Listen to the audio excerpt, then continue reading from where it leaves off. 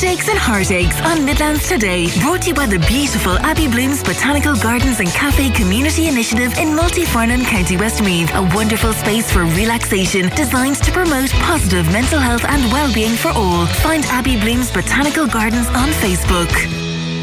And just in case you're curious, Rory Hafford is not the crime prevention officer in Laois Offaly.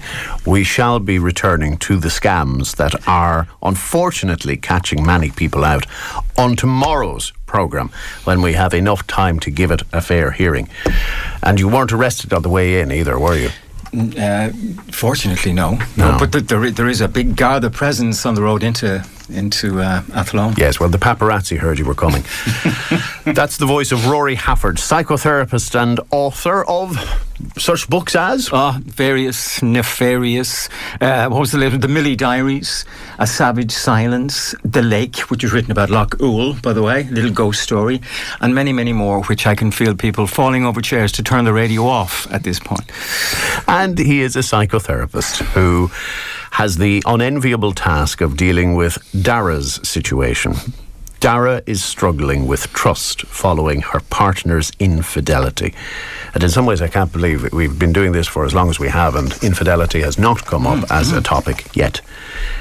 She wants to rebuild their relationship, but she's finding it challenging to overcome the feelings of betrayal and doubt. How to move forward together and rebuild that trust. Yeah.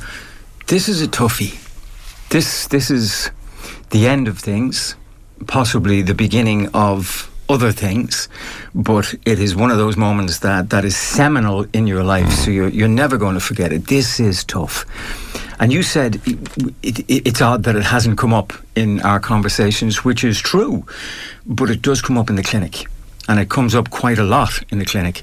So at the moment I'm dealing with two couples, one who are embracing the let's move forward with it, and one who are stuck in the hurt, the pain and the anger. And you know what? They're both understandable. Both of them. I get them. So people unpack this stuff in a different way, in a way and at a pace that actually suits them. But of the couple who just want to have a go at each other are stuck. There's no movement. There's none, because they are pulled in by the hurt and the betrayal, and they define and identify themselves by this one act. But here's the thing: the worst thing that you have ever done does not define you. Think about that. You are much, much, much more than just one thing which people hone in on and go, well, that's you. That's what you are. That makes you who you are. So the betrayal, the having an affair, whatever. But I hear you when you say it's not defining, but it may show what you are capable of, which previously the person thought you were not. Absolutely. And I would agree with that. However, we're just human beings. So by design, we are fundamentally flawed. Fundamentally. And we're all just going in the same direction, using whatever sticks and aids and helps that we can put our hands on. So I would be a fan of the human condition. Absolutely. And it is not as cut and dried or black and white. Now, I'm not saying that it doesn't hurt. Hey, I went through it myself. So I'm not saying it doesn't hurt. It absolutely does. I'm not saying that it doesn't make you question yourself, question life, question the very reason that you're in existence if you've hitched your star to somebody else. Absolutely. However, we can focus on the problem, or we can focus on solutions. Now, the other couple that I have in the clinic at the moment are doing just that. Is the pain still there? Yeah.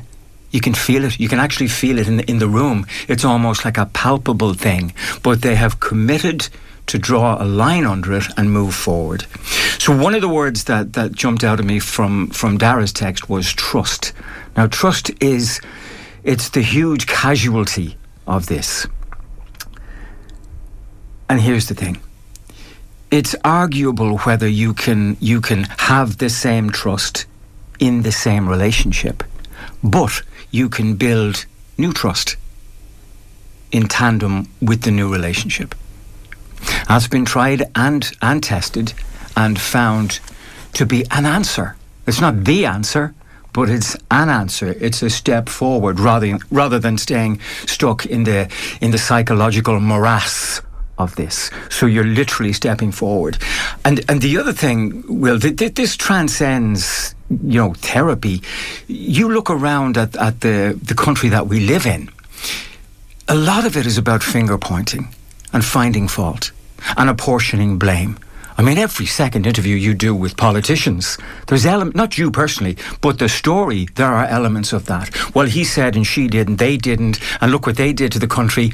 There seems to be this huge push. What about just drawing a line under it and going, okay, now what do we do? Because it's not the what of what happens, it's the why of what happens. And this you bring up an interesting challenge here. Who is setting the agenda? Who's in the driving seat? Because if you're the wounded party, you will feel that you should have that decision to make. Yeah. If you're on the other side, you risk minimising what you have done by trying to push forward too quickly. Absolutely. There's two things with that. To move something forward in a constructive way, if you pull for your partner and they pull for you, in other words, they come over to your frame of reference and see the world the way you do it, and they pull for you, they're in your corner, and you do likewise, there's a much better chance that this will work. If you stay in your corner pointing fingers and him and the other one, it's not going to work. It is dead in the waters even before it gets going. So if you pull there, absolutely. The thing with whose fault is it? Fault is a big thing in relation to this. If we look at Dara's text, and again, it is scanty at best. You need much more detail on it. But if we were to take it as it's presented, there was a betrayal. Now, why did that betrayal happen? Not the what of the betrayal, why? And do both parties have something to look at within themselves to say, this is why it happens, rather than distance yourself from the act and point. Now, I'm not having to go at Dara at all, because she must be going through awful pain at the moment, and I empathise with that and I sympathise with her for it. However, if a betrayal happened, it means absolutely that something wasn't working in the relationship. That demands investigation, I would say. Again, we don't know the circumstances, do we? Was it premeditated and drawn out and an affair that was very conscious? Was it a drunken incident which wasn't in any way foreseen or planned or... And you know what? And is there a spectrum? Because for some, a breach of trust is a breach of trust. Yeah. Circumstances be damned. Yeah, it's an individual thing. And it depends on the way you are in the world. And it depends on how you were brought up and your values and your principles and all those kind of things. So it's not a cut and dried kind of thing with that. I have one or two little points maybe that might be able to help. One is there is hurt. Huge hurt when something like this happens. So hurt is there for a reason. Now, if you go to a GP, for instance, with something like this, you'll probably be diagnosed with a form of depression, because let's face it, you're not going to be over the moon with your partner cheating on you. So, and you might get a pill for that. But all that does, in effect, is dampen down a very real emotion that's there for a reason. It's there to tell you something. So you have to learn from this emotion. Not kill it even before it makes the point. So unpack the hurt, sit with it, go through it, ideally with a therapist. Go through the nuance of it, go through how you're feeling, go through where you feel it in your body, because you've a better chance then somatically to manage it rather than the whole thing being up in your head. The other thing is learn from your own involvement in the whole thing. Was there something that you may be the put upon party, the hurt party, but learn from your involvement in the relationship as a whole, in the round, and see, was there something that I could have done differently? Why did my partner feel the need to go with somebody else? If I had that situation again, what would I do differently? And then finally, and here's the tough one, here's the toughie, forgive. Without forgiveness, life is just an endless cycle of retaliation and retribution. balancing act, isn't it? That forgiveness in time. You may feel if you do it too quickly, there's a risk of it happening again. There may be a temptation to punish. Touch wood, not something I've experienced. Stop banging your head, Will.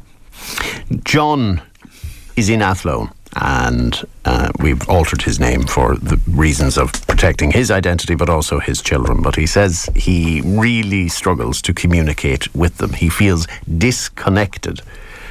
And he would like to bridge the gap and become closer with his family, but they grunt and they sigh whenever he talks to them.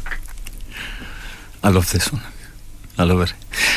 This is happening all around us. So this is happening now as we speak. This is happening where kids are completely and utterly divorced from parents, from older people. They're being raised by Google. Now, if you have your phone in front of you, firstly, you have instant gratification because you have instant access. So whatever it is that blows your hair back, bang, touch of a button, they have it. But here's the thing with the online world, which is called two-dimensionality, by the way. So it's you and your screen. But the real world is three-dimensional. Well, it can be more, but we'll say it's three. It's you, your screen, and other people. You know, now you and I would say you are aware that there are other people in the world. Well, a lot of the younger generation growing up are trained to think that it's just them. It's just about them. It's just about what entertains them, what they spend their time on. But here's the kicker. If it's you and your screen, you're just looking. You're not talking. There's no interaction. There's no connectivity. So in the most connected we have ever been in the history of mankind, we are more disconnected than ever. And I was sitting over in the coffee shop before I came over here, and I did a little tester. And there was about 10 people in the shop. And I worked to see who would look at me. Would there be contact with me? Would there be eye contact with me?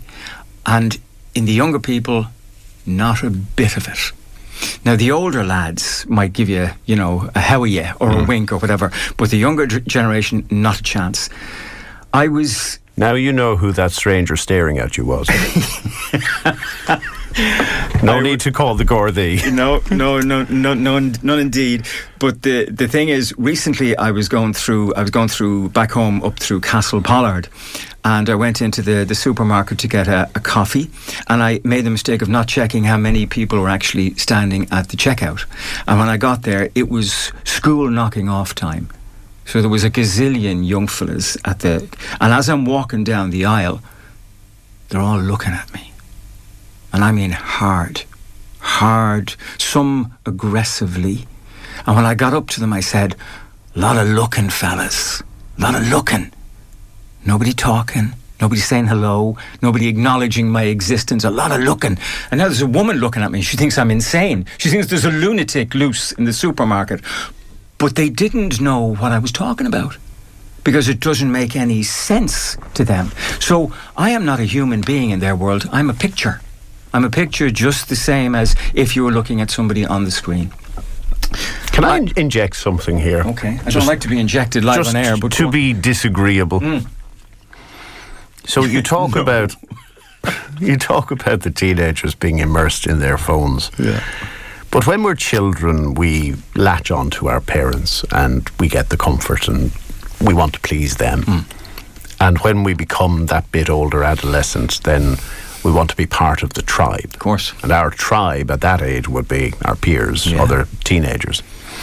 And parents, therefore, seem less relevant and are further out of orbit. And I think, to my pain, when I reflect on my own teenage years, yes, I did drift a bit from my parents and probably was more inclined to give grunts and monosyllabic answers. And it's only when you're in your 20s or your 30s you then reconnect at a deeper level. So I wonder if that's always been the case and if it's just amplified a bit by technology. I think you're spot on. Yeah.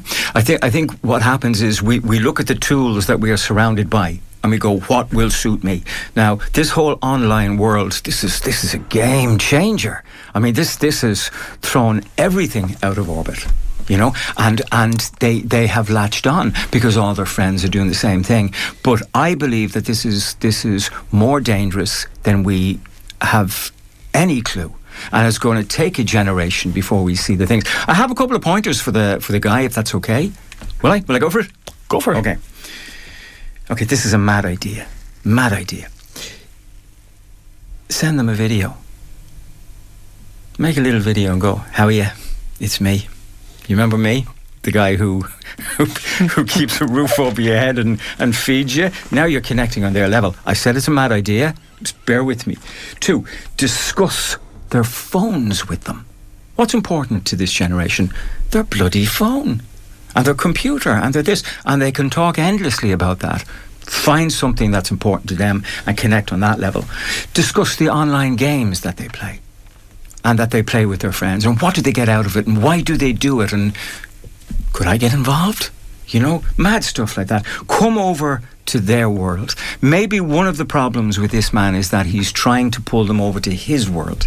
So the world that I don't know about you, because you have this perpetually youthful experience, but in my world, in the world of the 80s, you know, that's what we did. Everybody was in the same existence, the same mode. But this younger generation are completely at variance with that.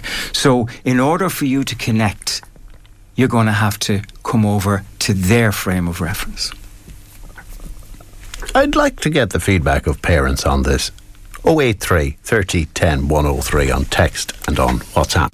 Headaches and Heartaches on Midlands Today. Brought to you by the beautiful Abbey Blooms Botanical Gardens and Cafe Community Initiative in Multifarnon, County Westmeath. A wonderful space for relaxation designed to promote positive mental health and well-being for all. Find Abbey Blooms Botanical Gardens on Facebook.